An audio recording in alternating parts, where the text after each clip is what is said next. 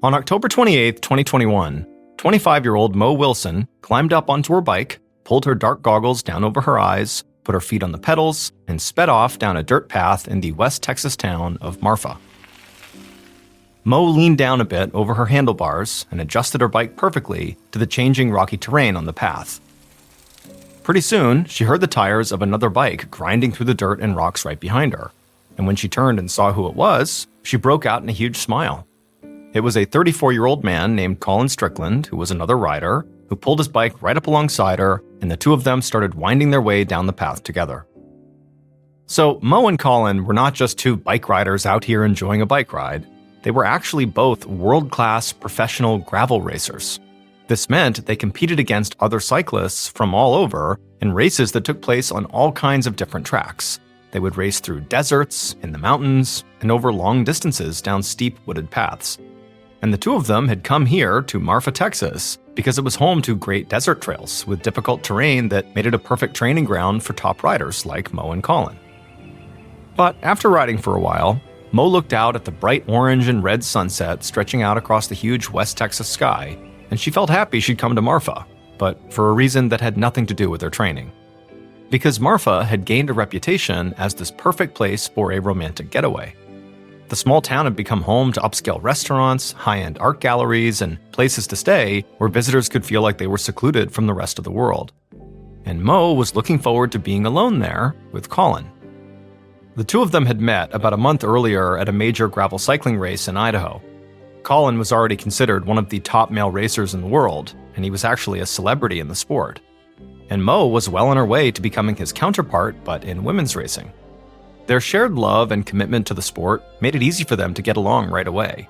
And so shortly after that race in Idaho, when Mo went home to Vermont and Colin went home to Austin, Texas, they started texting and speaking all the time on the phone. And just a few weeks later, Mo had headed to Austin to visit Colin, and at that point, they became romantically involved. Now, their relationship was still new, and Mo wasn't exactly sure where they stood, but she figured a few days alone together in Marfa would go a long way to bringing the two of them closer together. Out on the path, Mo and Colin kept on riding.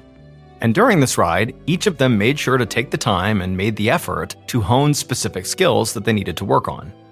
As fun as this was, they were still very serious competitors, and they both had dreams of being the best in the sport, so they always had to train seriously. And they also both really wanted to serve as ambassadors for gravel racing, so it would continue to grow all over the world. Mo and Colin eventually finished up their training ride and then hopped off their bikes and began to stretch.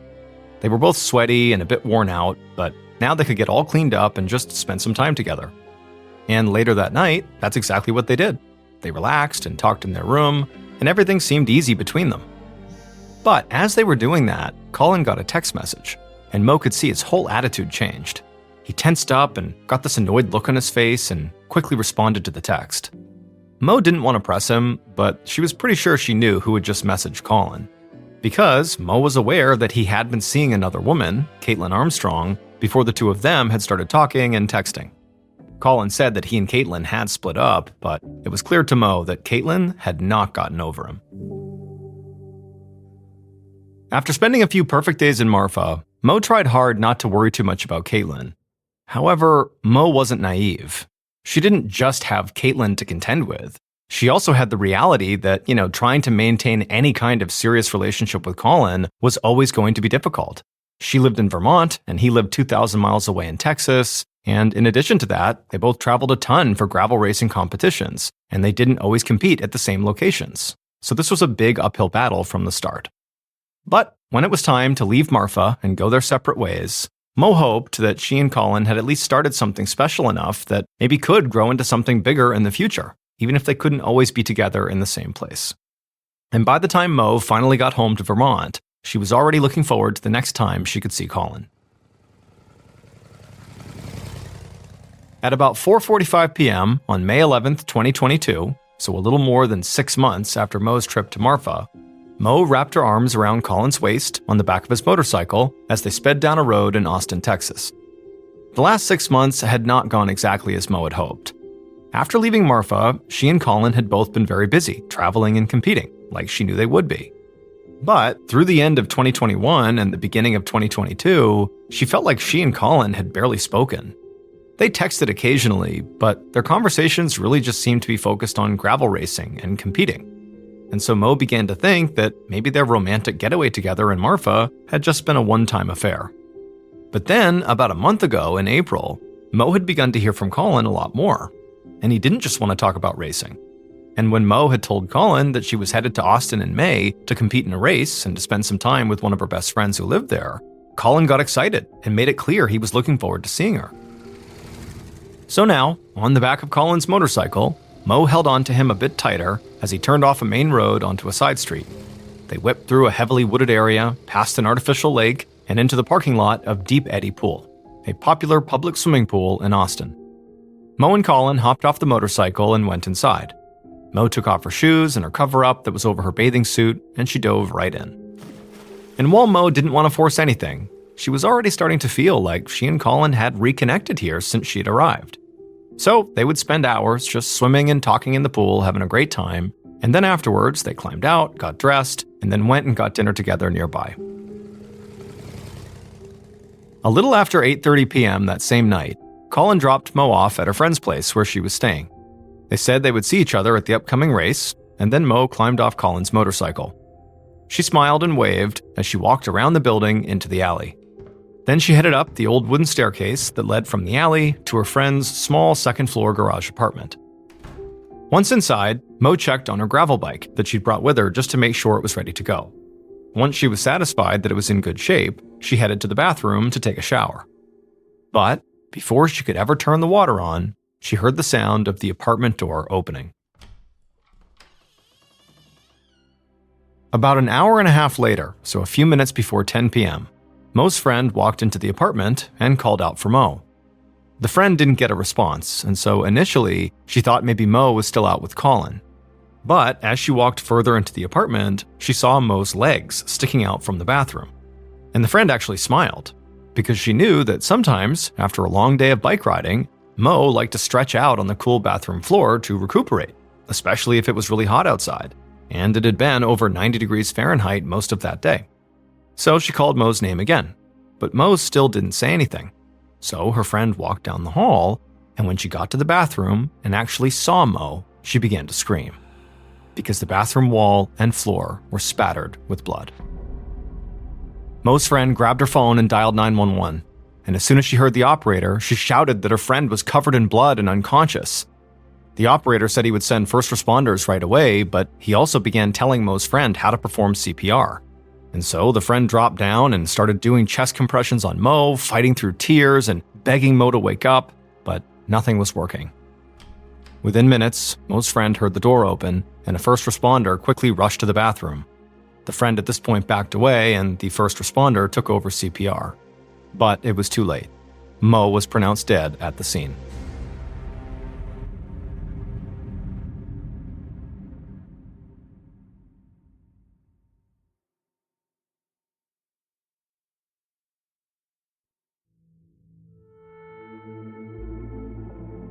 Late that night, Detective Richard Spittler and Detective Katie Connor of the Austin Police Department walked through the alleyway and up the steps to the second-floor apartment.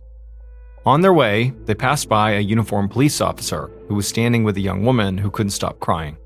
Spittler and Connor passed them and then put on their gloves, stepped inside the apartment, and walked past a few more officers who'd also arrived before them. Spittler and Connor knew that Anna Mariah Wilson, a woman in her 20s nicknamed Mo, who'd been visiting from out of state, had been pronounced dead at her friend's apartment, but they really didn't know much more than that. But as soon as they stepped into the doorway of the bathroom, they had a pretty good idea about what had happened. Mo had 3 gunshot wounds in her chest, and amidst the blood surrounding her body, they saw 9mm bullet casings. With all the blood on the walls, the floor, and the body, the detectives knew that the forensics team would have plenty of samples to take, and they thought they already had a pretty clear picture of what had happened to Mo. So, they stepped away from the bathroom and just did a sweep of the apartment. It didn't look like the place had been ransacked in any way, and as far as they could tell, it didn't look like this had been a robbery gone wrong, because expensive electronic equipment had been left untouched. But they still didn't want to jump to any conclusions until they talked to the person who actually lived there. So as the forensics team arrived and got to work, Spittler also sent other officers to canvass the apartment complex and the surrounding area. And then once they were dispatched, he and Detective Connor headed downstairs towards the alley. There, they found the woman who was still crying, and it would turn out she was the owner of the apartment and was Mo's friend. Both detectives felt bad for her, and they knew she'd actually performed CPR on her friend to try to revive her. But right now, despite how much trauma this woman had been through, she was still the only direct link they had to the crime scene. She'd found the victim, and she'd made the 911 call. So, as gently as he could, Spittler told Mo's friend that she would have to come with them to the station for questioning. As the night of May 11th turned into the morning of May 12th, Detective Spittler and Connor sat across from Mo's friend inside of an interview room at the station. The woman was still visibly upset, so the detectives did their best to keep her calm and let her know they were just trying to get a clear picture of what had happened that night. And eventually, Mo's friend began to talk, and she told the detectives that she had found Mo in the bathroom after coming home. And she said that when she had come to her apartment that night, she hadn't heard or seen anything strange outside when she parked her car or when she was walking up the steps. Everything seemed normal. Spittler asked her if she had noticed if anything inside of her apartment appeared to have been stolen. Mo's friend thought about it and then said nothing of hers had been taken. However, Mo's very expensive specialty gravel racing bicycle was gone, and she said there was no way that Mo would have taken it somewhere and just left it. Because Mo not only loved that bike, but literally needed it for an upcoming race. The detectives shared a look. They both realized this could mean that Mo's murder had been the result of a robbery gone wrong. But since the expensive bike was the only thing taken, Spittler thought that most likely pointed to someone who would have known Mo was in town and that she'd brought her bike with her. So, Spittler asked if anybody else knew that Mo was staying at the apartment and that she might have brought her bike. And Mo's friend said that actually a bunch of people knew, because Mo was a big-time gravel racer, and a large number of cyclists who knew her were in town to compete at an upcoming race. But Mo's friend did quickly add that the only person she knew Mo had seen that day was a cyclist that Mo had an on-again, off-again relationship with, a guy who was famous in gravel racing circles named Colin Strickland.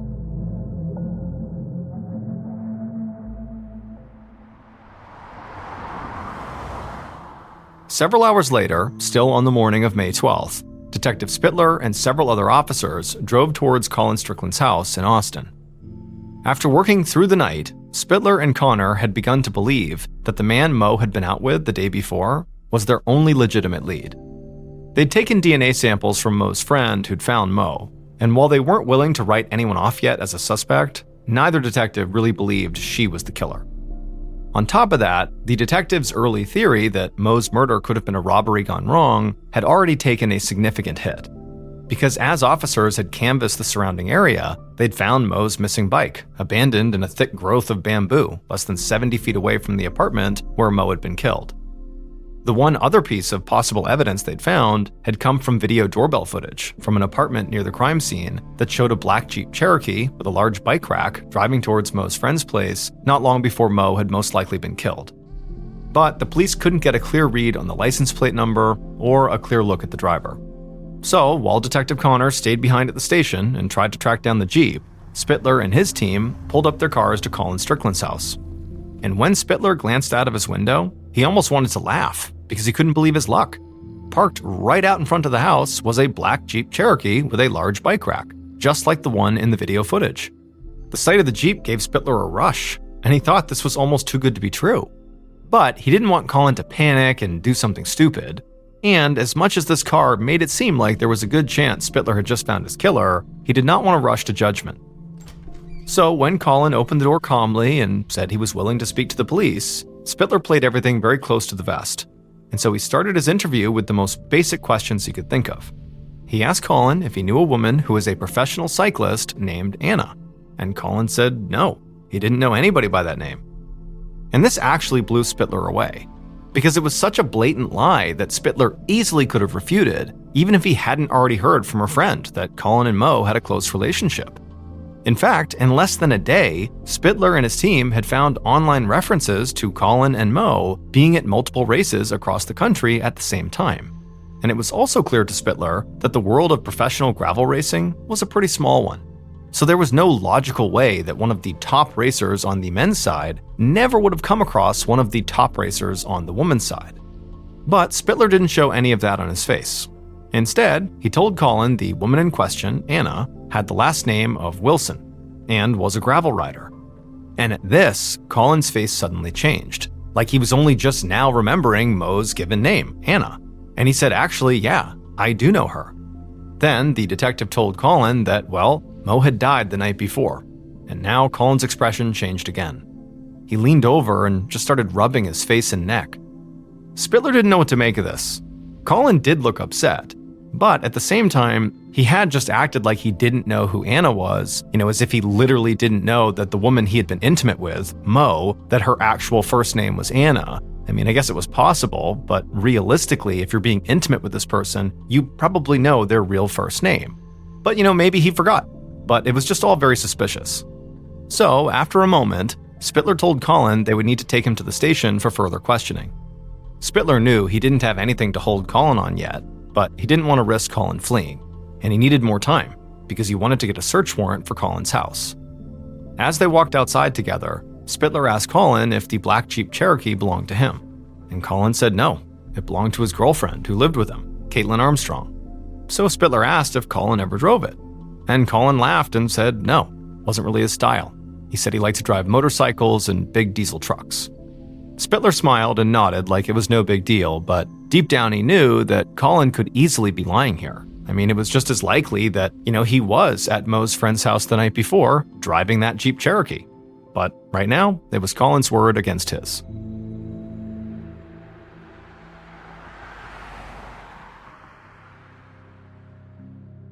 After a short drive, Detective Spittler arrived at the station.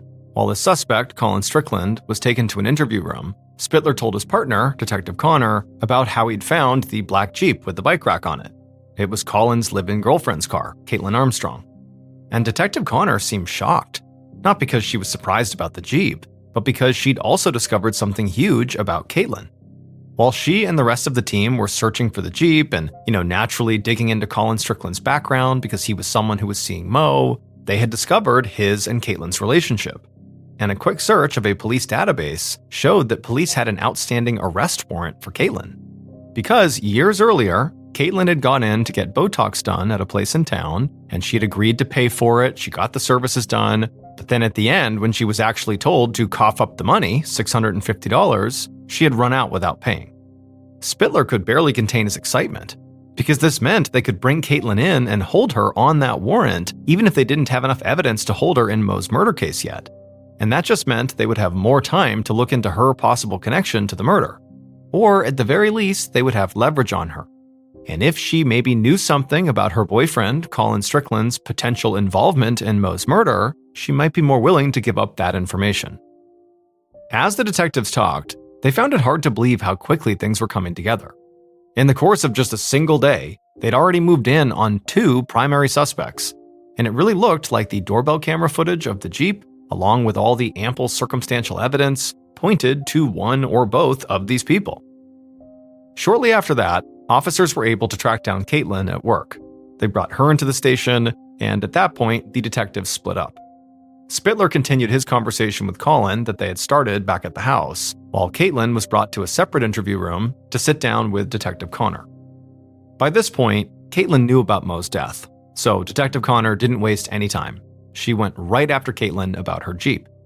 Connor said they had footage that showed Caitlin's car driving right near Mo's friend's apartment soon before the murder took place. But Caitlin proved to be very calm and cooperative. She didn't deny that she'd been driving in the area where Mo had been murdered, but she said she had nothing to do with Mo's death. Still, she couldn't really provide the detective with any real reason why she had just happened to be right by the apartment at that time.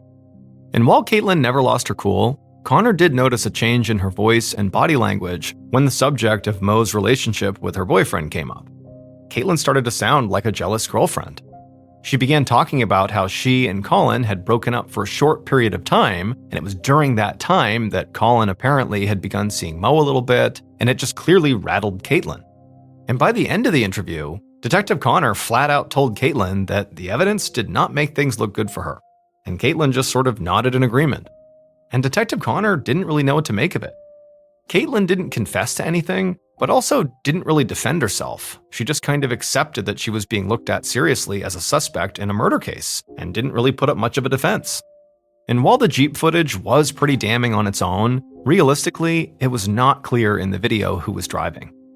But by this point, Connor believed if she and Spittler could secure even just one more piece of evidence to connect Caitlin to the crime scene, in addition to the Jeep, that would be more than enough to arrest her for Mo's murder.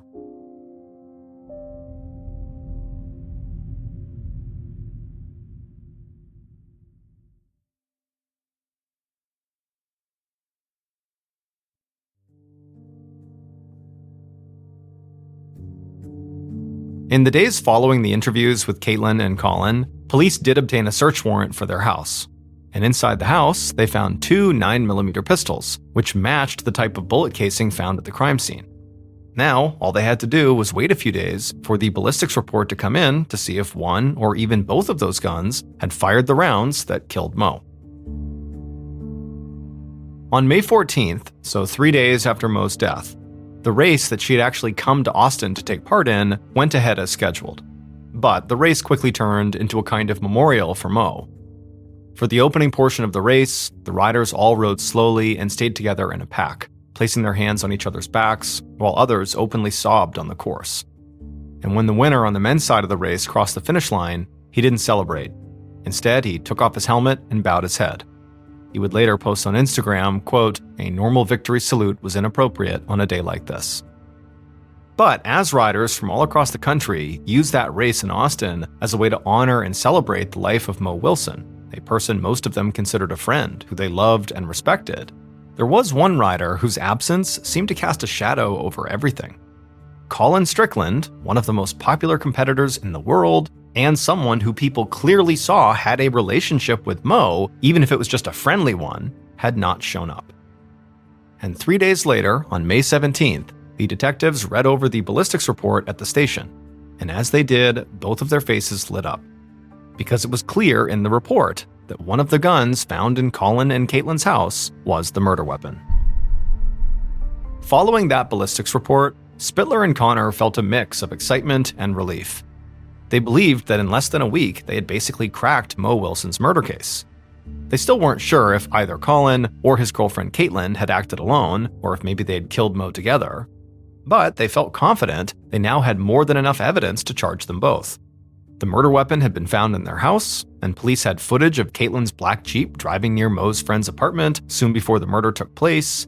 And in addition to that concrete evidence, the detectives had also caught Colin in what appeared to be a lie. When he was first approached about who Anna was, he said he didn't know who she was. But then when they mentioned that her nickname was Mo, Colin was like, "Oh, now I know who it is." But it's like, you were in a relationship with her. You had to know what her first name was. So there was that. And then also the fact that Caitlin, in her interview, seemed very much like a jealous girlfriend whenever Mo came up. And then finally, detectives had conducted interviews of people in the gravel racing community who spoke openly about the potential love triangle between the victim and the 2 suspects.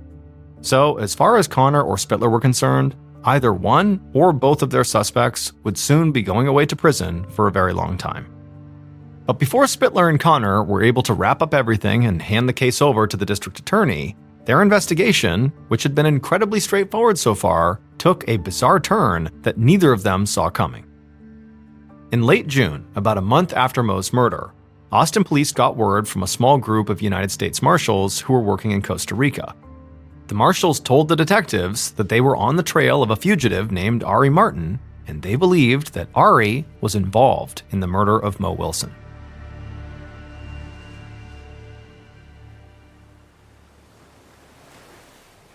On the morning of Wednesday, June 29th, 2022, over a month and a half after Mo's death, U.S. Marshal Amir Perez walked down the street in a small coastal town called Santa Teresa in Costa Rica, dressed in a Hawaiian shirt, like a tourist.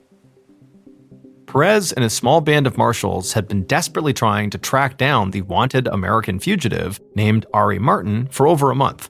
They had spent the last week here in this touristy town, with bars and shops and yoga studios. Right now, Perez was holding up his cell phone with a picture of Ari pulled up on the screen, and he was checking the face of every woman that passed by him to look for a resemblance. But he was having a bizarre problem. and that was that a lot of the women he passed looked like Ari Martin. So Ari was an attractive woman, but she was strangely generic looking, with no unique features really at all. And so this made her somewhat forgettable for the people that interacted with her. And it also made it very hard to pick her out of a crowd, because basically in any crowd, there were at least 3 other women who sort of looked like her. But today, Perez was not just canvassing. He was on his way to a specific location, a cheap hostel he was hoping Ari might be staying at. And after a half-a-block walk, he found it. He turned off the sidewalk and walked inside the building. Then, pretending to be a tourist looking to meet someone, he walked through the hostel out onto a back patio where there were several tables and people were sitting and talking and drinking. And sitting at one of these tables, Perez saw a generic-looking woman who was speaking English. Perez started to get excited, and he looked down at the photo on his phone, but he still couldn't quite tell if this woman was actually a match. He needed to get closer to be sure. So Perez approached the table, he smiled, and began speaking in Spanish. And at this point, the generic-looking American looked up and smiled at him. And while the smile was, like the rest of her, sort of unremarkable, Perez saw one marking that none of the other women he'd looked at had possessed. And what it was a bandage across this woman's nose. And at this point, Perez knew he had found Ari Martin. With more help from Costa Rican authorities, Perez and his team would soon get Ari back to America. And in Austin, Texas, Detective Spittler and Connor would get to sit down with Ari. And through their conversation, they would learn exactly what had happened to Mo Wilson, and they would finally be able to close one of the strangest murder cases any of them had ever worked.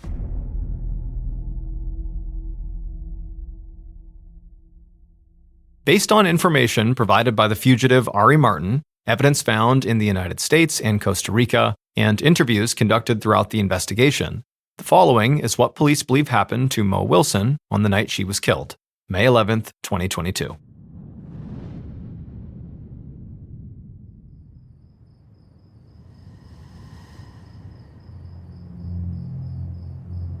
That night, around 9:15 p.m., the killer walked through the alley and climbed the steps up to the second-floor apartment. The killer thought being in the alley would keep them mostly out of sight, but they still wore all black just to be safe.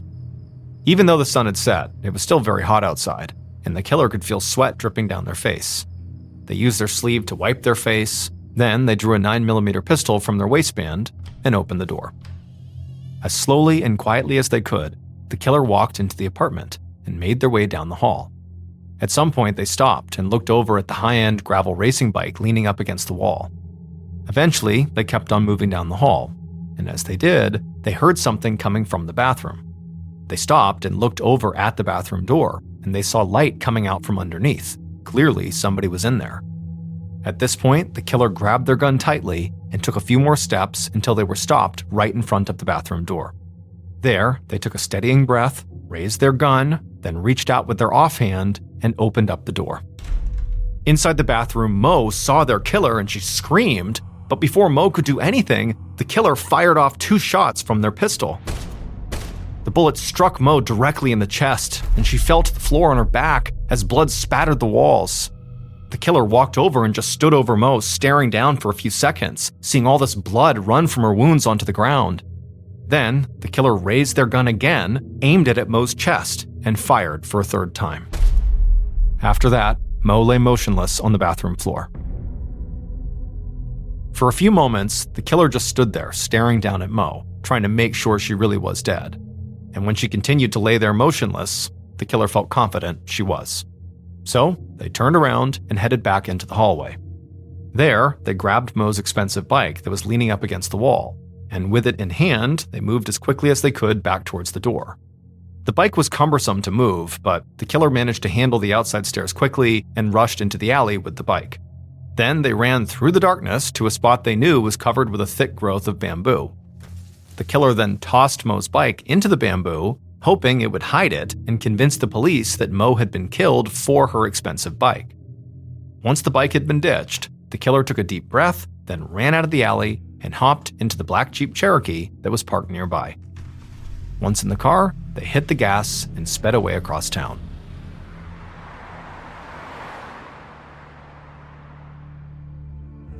From the beginning, Mo's murder had seemed pretty straightforward to Spittler and Connor. But it was in the days following the interviews with their main suspects, Colin Strickland and his girlfriend Caitlin Armstrong, that had sent their investigation down a path the detectives never could have predicted. Because before any arrests could be made, the detectives discovered that Moe's killer had actually fled Austin. And it was not until a month later, when the U.S. Marshals conducted their search in Costa Rica for the fugitive Ari Martin, that everything would finally come together. Because when U.S. Marshal Amir Perez found Ari at the hostel in the small coastal town, he knew he was actually looking at Moe's killer, who was none other than Caitlin Armstrong herself. Here's what happened. During Caitlin's interview with Detective Connor, police had wanted to hold Caitlin on the arrest warrant that had been issued when she ran out on a bill for $650, which had been for that Botox treatment. But it would turn out that arrest warrant apparently had listed Caitlin's date of birth incorrectly, and so it was deemed invalid, and Caitlin was released from jail that very day. And in the time between her release and when the police got the ballistics report back from the guns found in Caitlin and Colin's house, Caitlin moved fast. She immediately sold her Jeep and used some of that money to quickly get out of Texas and head north to Newark, New Jersey. She wiped all of her social media accounts, got rid of her cell phone, and then flew from Newark to Costa Rica. And once she'd made it to Costa Rica, she began going by several different pseudonyms before landing on Ari Martin. Once police discovered Caitlin had made a run for it, they were more convinced than ever that she was the killer. But finding her proved to be very difficult. And this was because Caitlin had not just changed her name, she also went ahead and changed her face. She'd gotten plastic surgery to intentionally erase her individuality and make her look like lots of other women. But while the surgery did make her look somewhat generic, it also left her with a bandage over her nose. And that's how U.S. Marshal Perez finally identified her. The Marshals brought Caitlin back to Austin, and there she eventually confessed to murdering Moe. Colin Strickland was not involved in any way with Moe's murder. Caitlin Armstrong was convicted of murder and sentenced to 90 years in prison with a chance for parole in 2053.